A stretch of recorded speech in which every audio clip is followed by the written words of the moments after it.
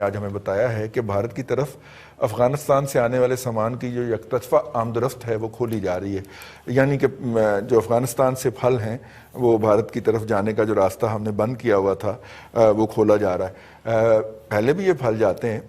لیکن جب سے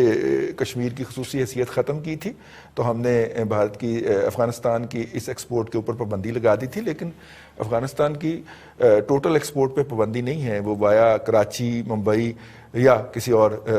سی وہ جا سکتے ہیں انڈیا۔ یہ کتنا بڑا پیغام ہے اور پاکستانیوں کے لیے خاص طور پہ کہ حکومت کی تبدیل ہوتی ہوئی کشمیر پالیسی کیا ہے اس کے اوپر جو ہے یہ بڑا سمبولک کرتا ہے۔ سر جی، یوم شہدائے کشمیر کے اوپر دفتر خارجہ کی ترجمان کا باقاعدہ پریس کانفرنس کر کے یہ اعلان کرنا کہ بھارت کو جو سہولت حاصل تھی اور جو ہم نے 5 اگست کو سسپینڈ کر دی تھی اس کو ہم پھر بحال کر رہے ہیں، ایک آدھ دن آگے پیچھے کر لیتے یار، میرا مطلب ہے اسی دن یہ کہنا سمبولکلی، تو کیسا دیکھتے ہیں آپ اس کو؟ حکومتوں کے مفادات ہوتے ہیں رضی صاحب، اور حکومتیں اپنی پالیسیاں تبدیل کرتی رہتی ہیں اور بظاہر وہ کچھ ہوتی ہیں لیکن اختیار کچھ کر لیتے ہیں۔ اسی طرح جو کچھ حکومت اپنے اہلکاروں کو، اپنے عہدیداروں کو جو احکامات دے گی ویسے ہی، اور یہ میرے خیال میں بڑی مایوسی، شرمندگی کی بات ہے کہ اگر آج کے دن یہ نہ جاری کیا جاتا آرڈر اور یہ سہولت جو ہے یہ بحال نہ کی جاتی تو اس سے واقعی کوئی فرق نہیں پڑنا تھا۔ لیکن آپ دیکھیں نا، فرق کئی ایک چیزوں سے پڑا ہے۔ آپ جب سے یہ کشمیر کا سٹیٹس، مقبوضہ کشمیر کا چینج کیا بھارت نے، تو اس کے بعد ہم نے کیا ہے؟ ہم تقریریں کر رہے ہیں، ہم ان سے مذاق کر رہے ہیں، ہم کہتے ہیں کہ ہم انٹرنیشنل فورم پہ جا کے بات کریں گے کشمیری عوام کے لیے، لیکن ہم اپنے ملک میں پھنسے پڑے ہیں اور ایک خط لکھ رہے ہیں ہم، خط اچھی انگریزی کے اندر۔ اب یہ مجھے اس خارجہ پالیسی کی یہ نہیں، آج کے دور میں یہ پھر خط بھی چھوڑیں، ٹیکسٹ کر دیا کریں، میسج کر دیا کریں کہ ایک ہم نے بیان جاری کر دیا ہے، اتنا ہی کافی ہے نا جی پھر باقی ملکوں کے وزرائے خارجہ کے لیے۔ اور پھر اسی وجہ سے آپ پاکستان کی خارجہ پالیسی کا حشر بھی دیکھ لیں، اسلامی ممالک کی تنظیم کے پاس جا کے آپ کو بڑی مشکل سے کشمیر پر اپنی کوئی بات منوانا پڑتی ہے، وہ بھی آپ کو کوئی مان جائے اس میں۔ وہ جو دوست آپ کے جو پچھلے 70 سال سے آپ کے ساتھ تھے ان کی منت آپ کرتے ہیں، اس کے بعد جا کے وہ مانتے ہیں۔ یو این او میں آپ کی بات سنتا کوئی نہیں ہے۔ 2 ملکوں کے علاوہ، ٹرکی اور چائنا، ان کے علاوہ تیسرا کوئی ایسا ملک نہیں ہے۔ ملائیشیا بھی کر لے ساتھ، ملائیشیا وہ ٹھیک ہے، اس کا ایک رہا نا، لیکن اب دیکھیں کہ اب کیا تبدیلی اس میں، وہاں پہ کیا تبدیلی آتی ہے۔ تو یہ 2 ملکوں کے علاوہ میں سمجھتا ہوں کہ کوئی تیسرا ملک ایسا نہیں ہے وہاں پہ سلامتی کونسل میں، اقوام متحدہ میں، جو ہمیں اس طرح سے بااثر ملک جو سپورٹ کرتا ہو۔ باقی چھوٹے چھوٹے ممالک ہیں، ہم بھی خانہ پوری کا کام کر رہے ہیں اور اوپر سے بھارت کے لیے اس طرح کی سہولتیں ہم دے کے اس کا پتہ کرنا چاہیے عمران خان کو کہ یہ کس نے آج کا دن سلیکٹ کیا۔ یہ وزیر خارجہ صاحب کا یہ کارنامہ ہے، شاہ محمود قریشی صاحب کا، یا پھر پرائم منسٹر کے لیول پہ یہ فیصلہ ہوا؟ کیونکہ اتنا بڑا فیصلہ کسی چھوٹے لیول پہ تو ریزرو ہو نہیں سکتا۔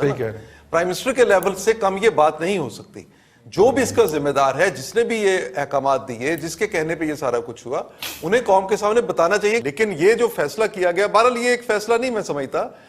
ہوں کہ بہت ساری ایسی چیزیں ہیں جن کے بارے میں حکومت جو ہے پاکستانی عوام کے سامنے ایک بالکل مختلف سین ہے۔ اس سے ہٹ کے کیا ہو رہا ہے، یہ جب کوئی وقت آئے گا، وقت گزر جائے گا تو اس کے بعد پتہ چلے گا کہ ہم نے مطلب اپنی پالیسی میں کب تبدیلی یہ لے کے آئے تھے۔ چوہدری ظہیر صاحب، جو ہے جب افغانستان کے اندر ہو رہی تھی رشین انٹرفیرنس تھی تو اس دور کے اندر مجھے یاد ہے کہ صرف 6 ووٹ پاکستان کے مخالف پڑا کرتے تھے جب پاکستان جو ہے اس اگریشن کے خلاف ریزولوشن لے کے جاتا تھا، اور حالانکہ وہاں پہ اس وقت دنیا کے اندر باقاعدہ 2 بلاکس ایگزسٹ کرتے تھے اور باقی ساری پاکستان کی حمایت کے اندر جو تھے وہ ووٹ ڈالا کرتے تھے۔ میں یو این او کی بات کر رہا ہوں، اور اس وقت جو ہمارے پاس فورن آفس تھا، اور اب یو این او تو چھوڑیں، اب جیسے کہ بھائی نے ہماری رہنمائی کی تو اب تو ہمیں او آئی سی، جس کی بیچارے کی کوئی حیثیت ہی نہیں ہے، اس سے ایک پریس ریلیز اور ریزولوشن لینے کے لیے باقاعدہ منتیں کرنی پڑتی ہیں جا کے، اور وہ جو ہے وہ انڈیا کے وزیر خارجہ کو بلا کے اس سے سیشن پرزائڈ کرواتے ہیں۔ تو ڈکلائن تو آیا ہے نا سر فورن پالیسی کے اندر؟ تھینک یو رضوان، بالکل آیا ہے جناب۔ یہ جو ہماری ڈپلومیسی ہے، فورن ڈپلومیسی، آج تک 2 ہی تو ہیں مین ایشو ہمارے، ایک افغان ایشو اور ایک کشمیر ایشو۔ فورن پالیسی کے تھرو بڑی کوشش کی کہ ہندوستان کو راضی کر لیں، لیکن ہم نہیں کر پائے. جس وقت کا آپ حوالہ دے رہے ہیں اس وقت پاکستان بہت اسٹرانگ پوزیشن میں تھا. پاکستان اس وقت امریکہ کا الائی تھا اور پاکستان کو فنڈنگز بہت زیادہ آ رہی تھی اور اس وقت پاکستان کی سنوائی ہوتی تھی. آپ یہ دیکھیں جب جنرل مشرف کا وہ جو فارمولہ ناکام ہوا اور اس کے بعد جو 10 سال کا پیریڈ آیا اس کے اندر ایک مورلی ایک جنرلی ہم سپورٹ کرتے رہے. پھر بعد میں اچانک جب یہ موجودہ حکومت آئی تو اس وقت اس کو لانے کا کیا مسئلہ تھا؟ اس کو یہی تھا کہ کسی نہ کسی طریقے سے ہم کوئی کانفیڈنس بلڈنگ میسر کر کے دوبارہ جو کشمیر کا جو معاملہ ہے اس کو ریزالو کرنے کی طرف بڑھے. اور اسی کو اگر آپ مد نظر رکھیں تو آپ نے دیکھا ہوگا یہ کرتارپور اور عمران خان صاحب کا جو مودی کے ساتھ بات چیت کرنا اور ون سائیڈڈ ہم نے بڑی کوشش کی کہ ہندوستان ہمارے ٹرمز پہ آ جائے اور اچانک ہمیں یہ نہ پتا ہونا جو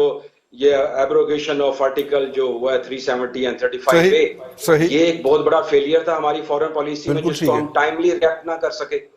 وہ وجہ یہی ہے کہ الٹیمیٹلی اگر آپ دیکھیں ہم میں ابھی وہ سکت نہیں رہے گی. ہم اکنامیکلی ٹوٹلی کولیپس آلموسٹ ہوئے پڑے ہیں